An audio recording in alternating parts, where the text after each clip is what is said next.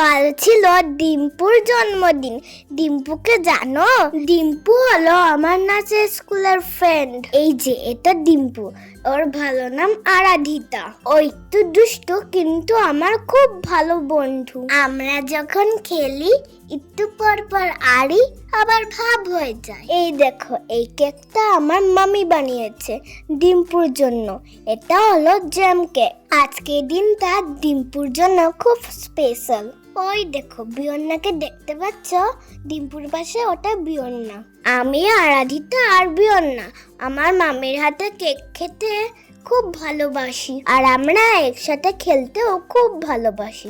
Aunty রান্না করেছিল 5 রকম ভাজা, ডাল, ভাত, ফ্রাইড রাইস, মাটনের ঝোল আর পায়েস। রান্নাগুলো খুব ভালো হয়েছিল।